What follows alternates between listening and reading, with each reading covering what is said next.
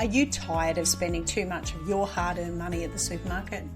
Are you dreaming of farm fresh eggs, homegrown veggies, and homemade everything? Well, welcome to Ditch the Store, where we break free from supermarket dependence and take back control of our food and household essentials. I'm CJ, and I'm here to show you that life is too short for store-bought eggs. So let's get started. G'day everyone, and welcome to another episode of Ditch the Store. We are in the months of gardening, so November, December, we're going to be discussing all things gardening, and this is episode 141. Oh my God. Seriously, I'm having one of those days today. I keep yawning too, so I'll be stopping and pausing so that you don't have to listen to me yawn down the microphone. Episode 141, and we are talking soil wars. Now, I did say last week that I don't want to sound like a conspiracy theorist, but there will be some things within these gardening topics that may be subjects that you kind of look at and go, what the fuck, Cass, are you really talking about that? Like, are you really bagging somebody out? But I think these things need to be said, and I don't mind being a little bit controversial if it makes people think, if it gets you discussing a topic, if it gets you thinking about a topic with a bit more detail. And certainly traditional farming, so even though I'm a homesteader, not a farmer per se, I jokingly refer to those things as being interchangeable, but I'm not your traditional commercial farmer. I'm not row cropping, which is, to me, is just about the worst thing you could do. You know, if all you're interested in growing is, you know, shit tins of vegetables or shit tins of carbohydrate sources for processed, ultra-processed foods, I'm not interested in that at all.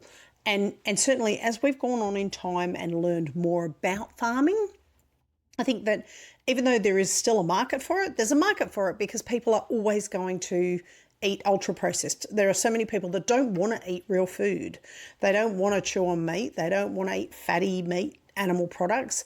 They don't necessarily want to eat a keto kind of lifestyle, even though they know it's probably the best thing for them. They are more than happy to eat their ultra-processed nut juices that they call milk. They're more than happy to eat ultra-processed carbohydrate cereal type products, so breads, muesli bars, pastas, things like that. They're more than happy to eat those things. And while they're happy to eat those things, farmers will always grow them. It's a supply and demand thing. I started off my life before my law enforcement career as an accountant, and supply and demand, I can remember having an entire semester on supply and demand. It's, as far as accounting goes, it's the number one thing. If you can understand supply and demand, then everything after that will work for just fine. So farmers will continue to grow cereal-based carbohydrate products and do it via row cropping, which is the simplest and most economically sound way of growing those products, while there is a high demand for those products. That means if you're buying those things, you're contributing to it. So just be mindful of that as we talk about soil health. Just be mindful that if you drink oat milk, or I call oat juice, or almond milk, so nut juice, if you are drinking, consuming those products, then you're contributing to the need for row cropping. And while you're contributing to the need for row cropping, you are contributing to poor soil health. And if you're okay with that, that's fine. If you don't like what I just said and you're about to switch off, that's fine too. This message probably isn't for you if that's the case, because you're not going to care about soil health. So yeah, have fun. Anyway, for everybody else who's still listening, soil health is the absolute number one for all homesteaders and farmers who are growing anything out of the ground. Soil health is absolutely 100% vital. Now, it's also vital for animal farmers.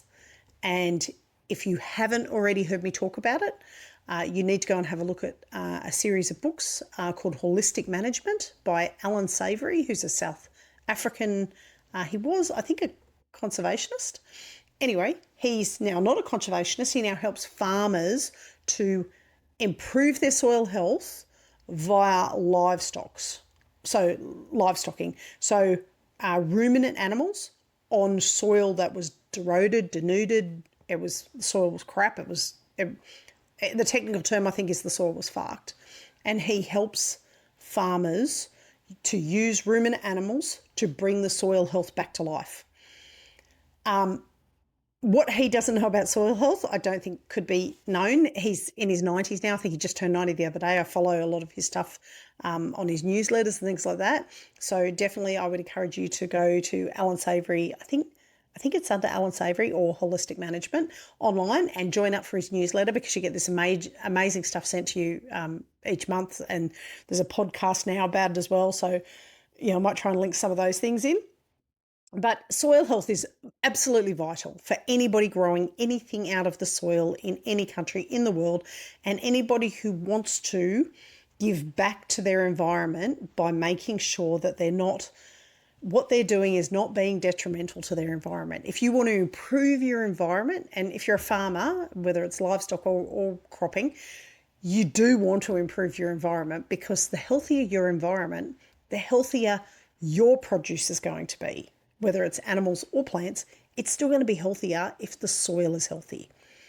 So, and funnily enough, I actually spoke to a parent that I was chatting with at a sports event one day, and he's a farmer, and he started talking about all this stuff, and I got so excited that somebody else gets it, and that he was standing there going, yeah, this is, my soil health. If I improve my soil health, then the outcomes are so much better, and I get so much more produce out of my soil. And it's a no-brainer to me. It's like when people say, oh, farmers don't care about their livestock. Of course they care about their livestock. Without their livestock, they have no living. They're not earning a living without their livestock.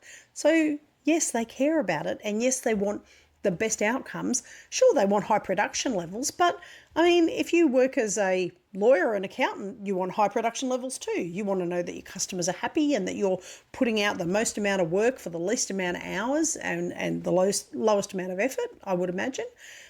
So farmers are no different to any other organisation, any other professional, in that they want the best outcome.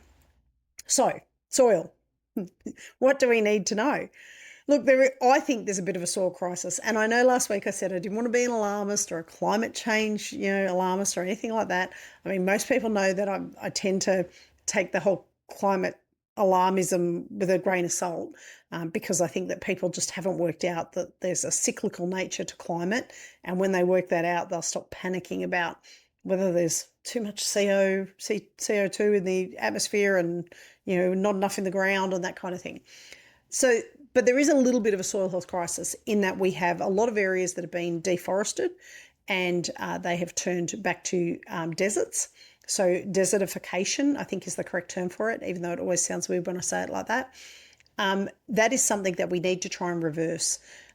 There are areas in the world that I think probably naturally lean towards desertification, but nobody wants the encroaching deserts that we have at the moment, because deserts don't grow anything. The soil is no good for anything. It doesn't grow anything. And that means that that land is basically wasted, because you can't grow anything on it. You can't run livestock on it. You can't grow anything out of the soil. It really isn't good for anything. So people from Holistic Management and Alan Savory's Foundation have been working with areas all around the world who are going through that desertification effect from the soil not being managed the right way.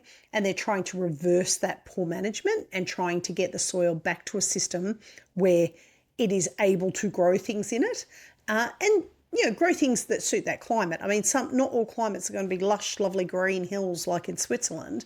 There are some areas of Africa, Southeast Asia, the centre of the US, where the soil, the climate is never going to allow for a massive growing season of lush green grass, because they just don't get the rainfall. So,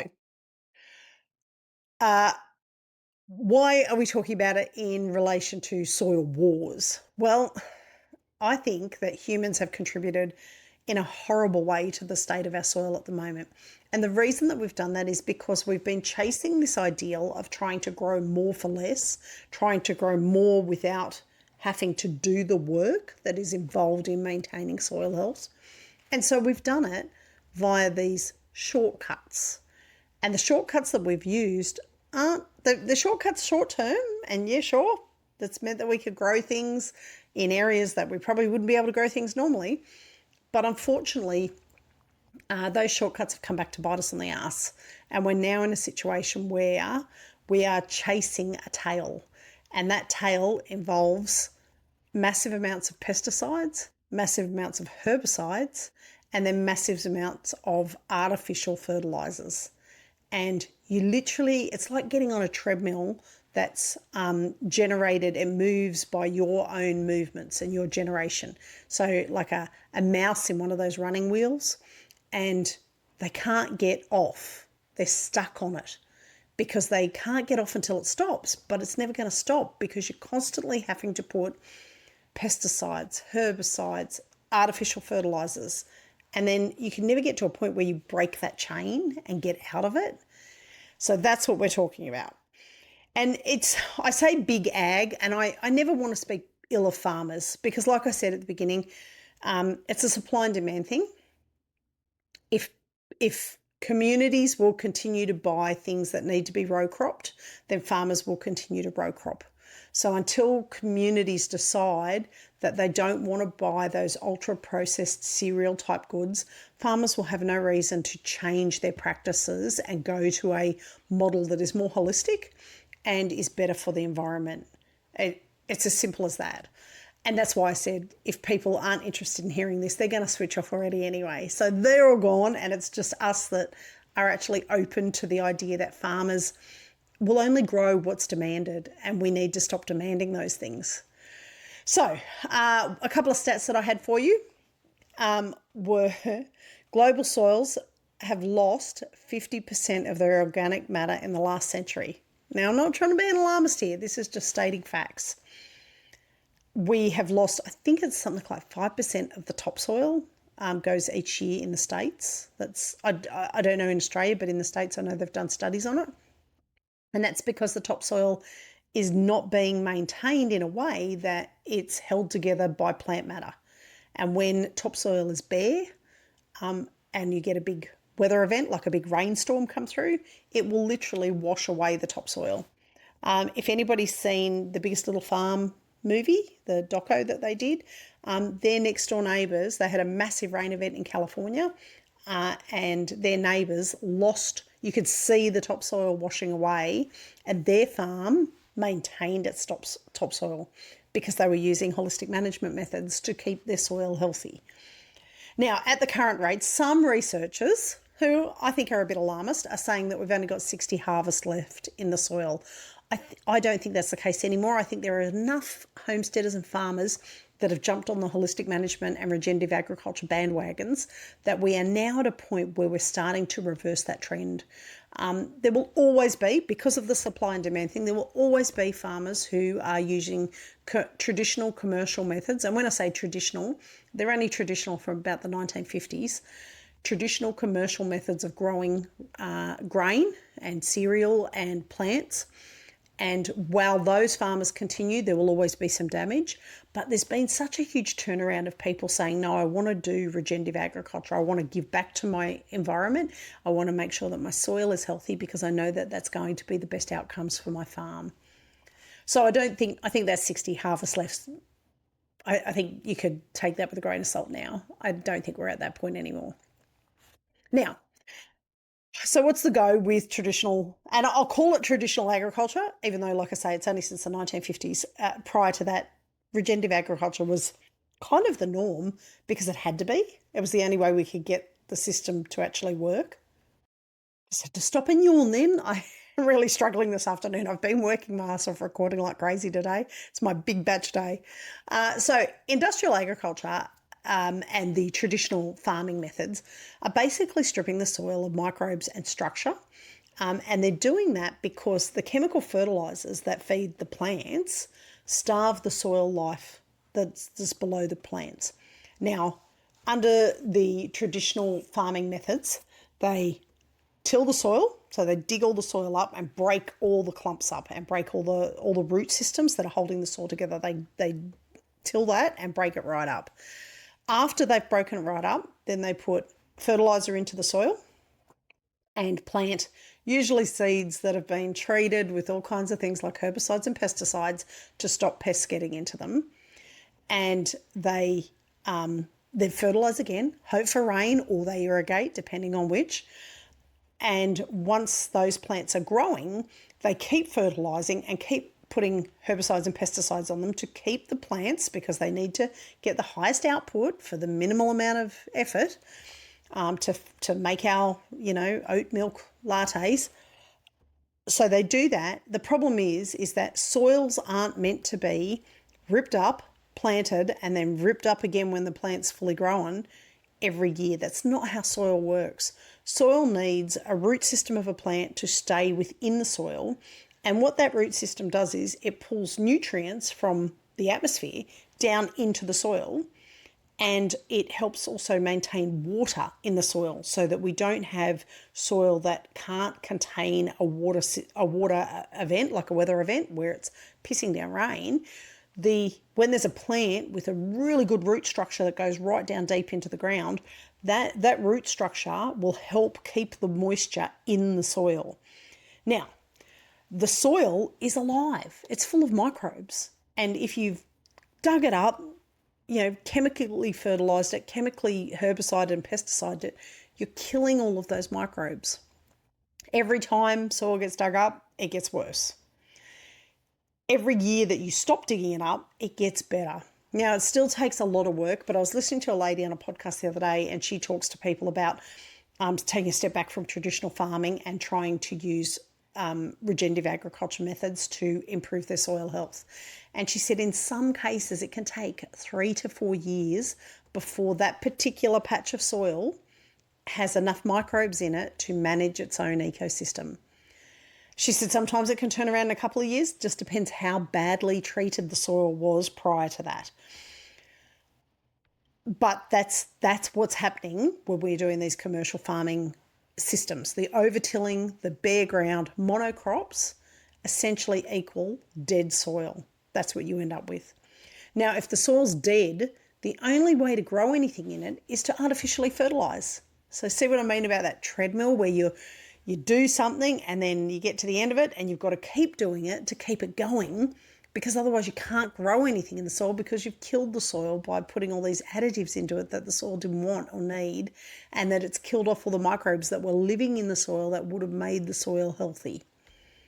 So it still matters even on a small scale. Sorry, I've got a hair stuck to my neck that's driving me nuts. Even on a small scale, it still matters.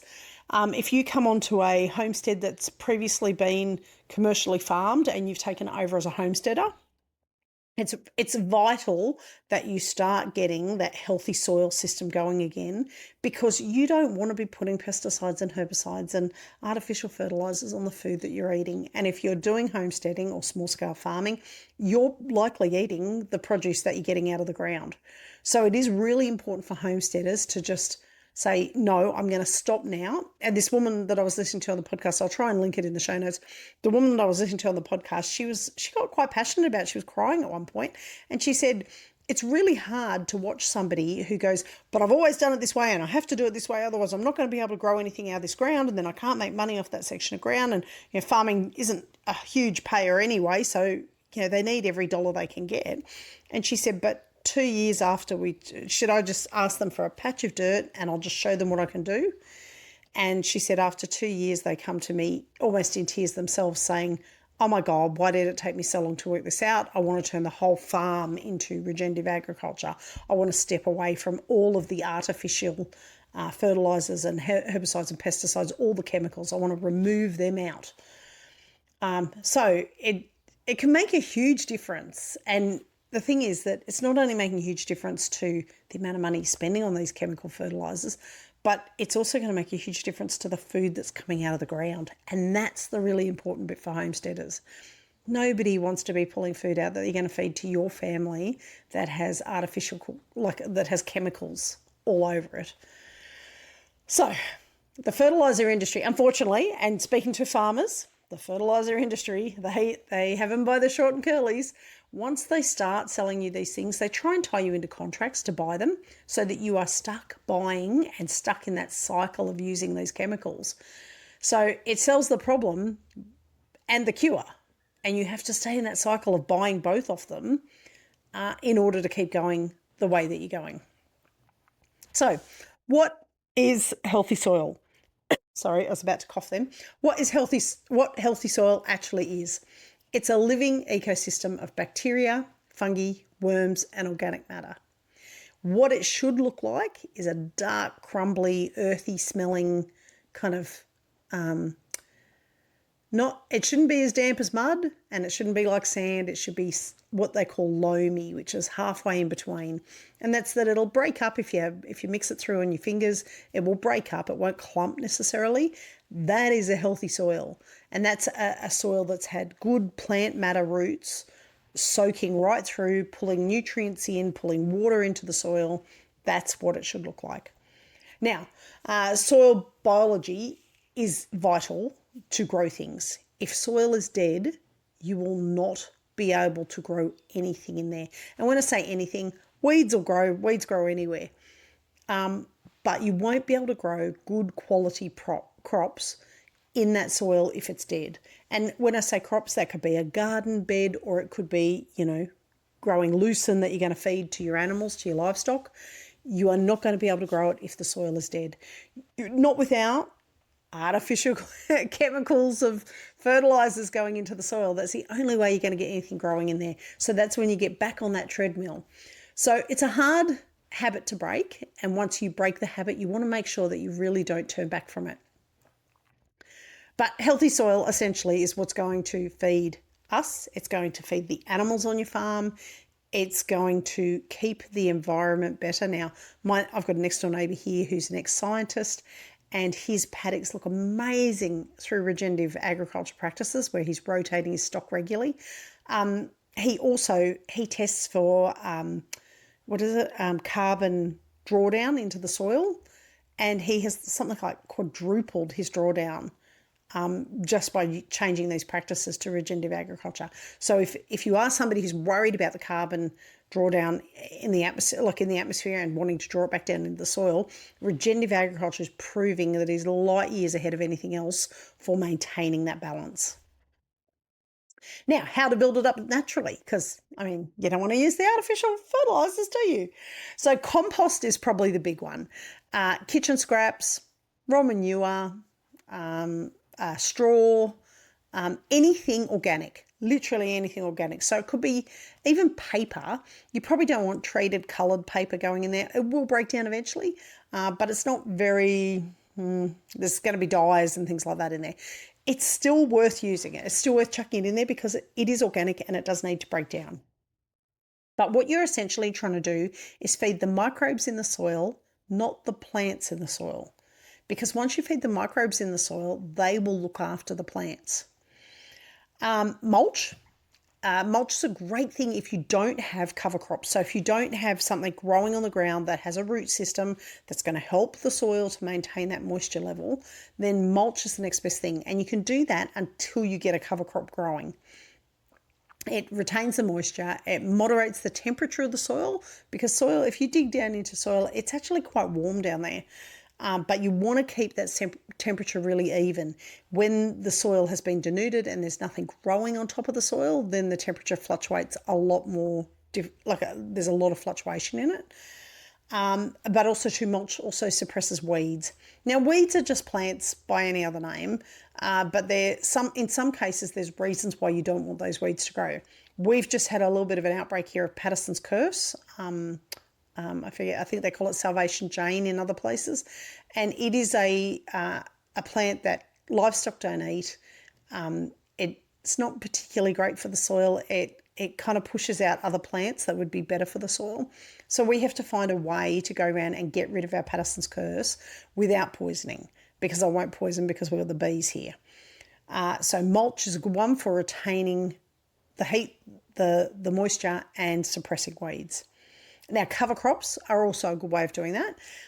And the good bit about cover crops is if they're not something that you're actually digging back out of the ground, as they die down and go into the ground, they actually have the ability to put some nitrogen into the soil, which can be good. You don't want too much of it. You want a nice even, I think they call it PK something, potassium, nitrogen, and shit, can't remember the other one. But you want the soil balance to be a good mix of those, and adding nitrogen into the soil is good for the soil. And a lot of the artificial fertilizers that they sell to row croppers is nitrogen, so that should explain how good that is for the soil. But cover crops also protect the soil during the off season. So if when you're not growing anything like crop wise, having cover crops across there will protect the soil in between. Worm farms and compost tea are another one. And that's one that we saw on the Biggest Little Farm doco. They set up an amazing manure compost tea sprayer, that thing, where it would break down all of this compost into a liquid spray that they would then spray onto their crops and onto their fruit trees and onto the ground. And it would put all that lovely nutrients back into the ground. It makes it like a little mini ecosystem. So the really important thing is skip the chemicals. Don't use chemical fertilizers. The only thing that I use here at the moment that I have in a container is sea salt, which is made from, I think it's fish and seaweed in like a compost tea kind of situation. And you only need a little bit of it. So it's you just use a few drops and dilute it and put that onto plants, and it can have a really good effect on them.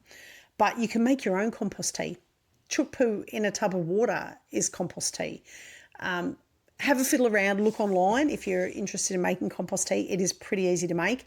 It can smell pretty atrocious, but so can some of the other fertilizers like Dynamic Lifter and shit like that. They smell pretty bad to me.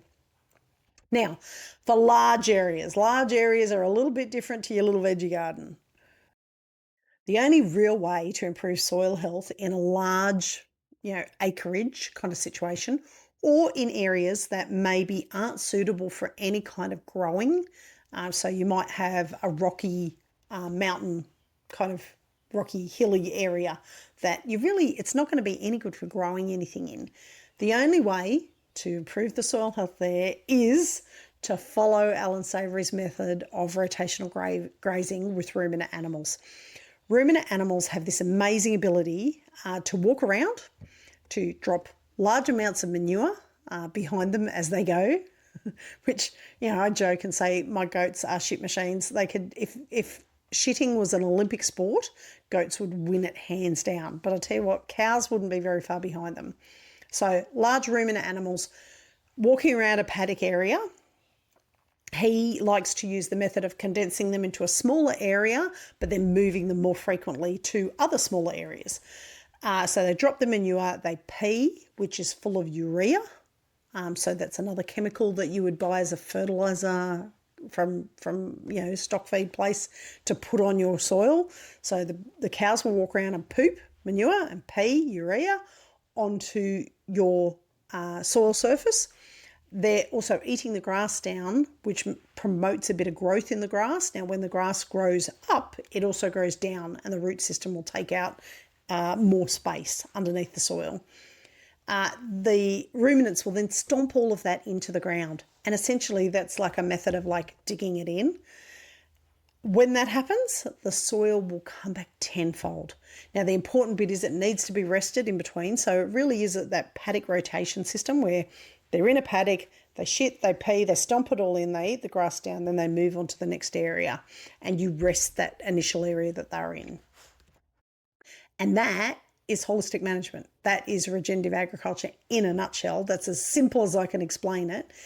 It's an awesome system to use in areas where you would not be able to get in and plant any kind of plants, put any kind of compost. The area is either too vast, too hilly, too rocky, whatever the problem is. Using animals to do the hard work and heavy lifting for you is just an awesome way of doing it. And I found a little quote after doing that research. Chemical fertilizers don't feed your plants. They make your soil addicted to them. And that's essentially what it is. You're feeding an addiction where you can't get off the treadmill. And until you do get off the treadmill, and you have to put up with maybe a year or two of the soil not being great. But once you get off that treadmill, it will start to improve. So the bigger picture, soil as a survival thing.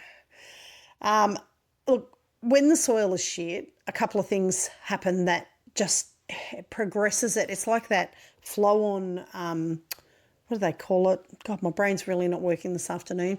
It's a flow on effect that occurs when the soil's not good, where you have less water retention, less biodiversity in the soil, less microbiomes, and climate resilience. I want to say, even though I'm not a massive climate change person, climate resilience, which I refer to mostly as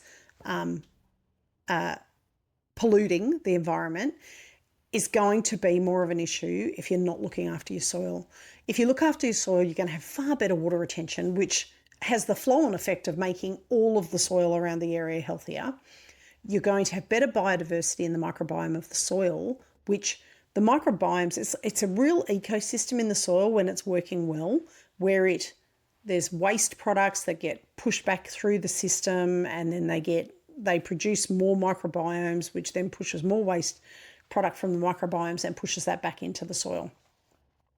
But also too, you don't have issues with things like the topsoil runoff. You don't have issues with desertification if you are really looking after the soil and it's having an opportunity to grow as many plants as it possibly can. Now, a lot of farmers have taken up the bandwagon of regenerative agriculture and they are switching over. There's still a lot that haven't taken it up, but the ones that have taken it up are quite passionate about it and doing everything they can to ensure that their farms are running on regenerative practices. And those small changes, even though, there's still a lot of farmers not using it, those small changes really add up, and it does make a huge difference to the soil long term. But also too, the more that we do it, so anybody doing it, if somebody on a neighbouring property looks over at your soil and goes, how come everything's green on your side and everything's brown on my side? Why are all your plants growing and my plants aren't growing? That then opens the door for you to have a conversation with them and say, well, I'm using regenerative agriculture practices. Maybe you should try those. And give them the opportunity. Don't preach to them, but give them the opportunity to learn about it and understand that it is for their own benefit. If they do it, it will benefit them in the long run. We'll get there eventually. Like I say, when people stop buying oat milk, then maybe there'll be less call for people to do row cropping and swing back to some more regenerative kind of practices. But healthy soil, at the end of the day, like I said at the beginning, without healthy soil, you can't grow anything. You can't grow food. You can't grow alcohol, food products. You can't grow fibres that you would grow like cotton, linen, wool growers. They need healthy soil to keep their sheep happy and healthy so that they can keep growing wool. And there are a bunch of regenerative farmers and soil care groups like the holistic management, the Savoury, I think it's called the Savoury Foundation, and I will try and link those into the show notes when I do them up.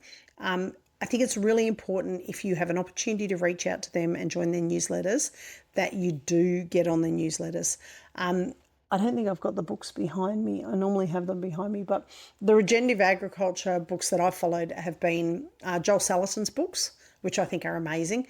But also Richard Perkins, who's over in Sweden. He's put out a book I don't actually have a copy of it, but I have borrowed it from the library and read it. It's quite expensive to get it from Sweden. But it's an awesome book, and I will buy my own copy eventually.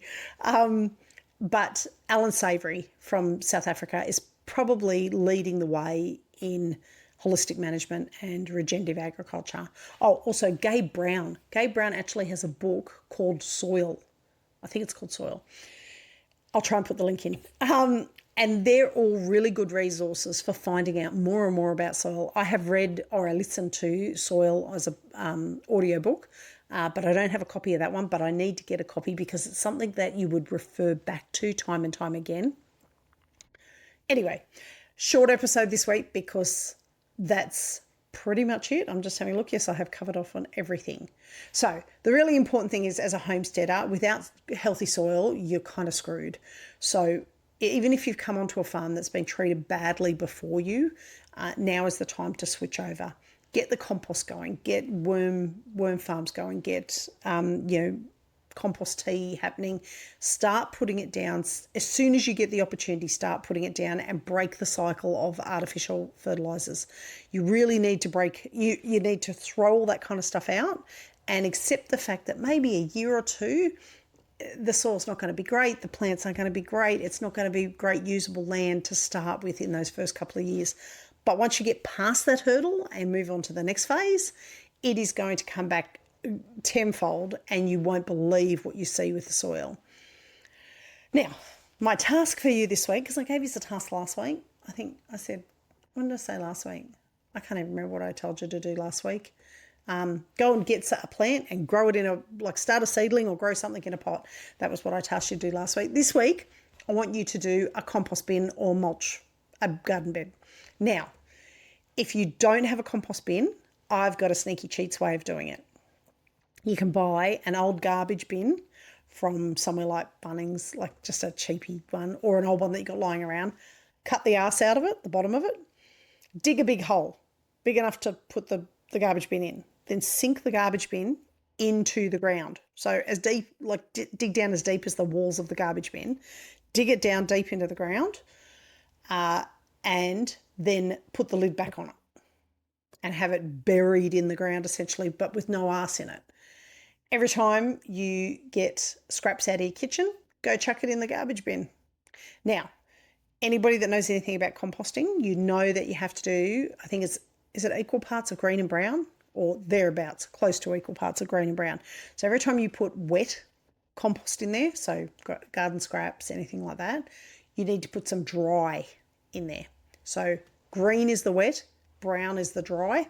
So things like lawn cuttings, leaves that you've raked up, chuck those in on top of the compost that you put in, the kitchen scraps that you put in. Put the lid back on it. Just remember, when you open the lid, it's probably not going to smell fantastic. It's compost. It's not really meant to smell fantastic. But you just keep doing that. Once the bin is kind of maybe 3/4 full, lift the bin out of the hole, cover the rest of it with soil that you dug out of that hole, and dig another hole and put your garbage bin back in. And what's going to happen is, over the next 12 months, everything that you've just buried under that soil is going to compost and break right down and go back into the soil. Now, it might seem weird to do it in those patches like that, but it's a great way of doing it if you don't have a proper compost bin. If you have a proper compost bin, you can do it above ground with the compost bin and just move it every 2 weeks, 3 weeks, however long it takes to fill up, move it to another spot and start filling it again. So that's my task for you for this week. Now, I'm going to try and put a bit more up through the social media about composting how-to and some soil resources. So if you're not following us on Mojo Homestead, please go and follow us at Mojo Homestead on all the socials so that you can get those things as soon as I put them up. And what was the other thing? I was going to ask you all to subscribe. And if anybody out there wants to do a review of the podcast, go ahead and do a review. The podcast gets presented to more people the more reviews we have. So if you can take the time to do a review, you will have my undying support and love and thanks. But also too, it means that more people will get the podcast put before them to pick from. So that gets us out to more people. So it's a win-win for everybody. Anyway, that is it for this week. I hope you have an amazing, awesome week coming into, the middle of November. And it would have been, by the time this one comes out, because I am batch recording, by the time this one comes out, I would have had my birthday and I will be 54 years old and 54 years young. I don't feel like that's that old. 54 felt really old when I was a kid. Now it doesn't even feel like I've done half the things I want to do in my life. I have to live till I'm 99 to get everything done. And I keep saying to the handy helper, I absolutely will live to that because I'm too stubborn and I have other things that I need to get done. But otherwise, have an awesome November and I will talk to you all next week. Bye for now. Well, that's it for today's episode of Ditch the Store. If you're loving the journey to self-sufficiency, be sure to subscribe. You can also leave a review for us or share this episode with a friend who's ready to break up with their supermarket. If you've got questions or success stories, we'd love to hear about them on the socials. You can also find me at www.mojahomestead.net. Until next time, keep raising, growing and making.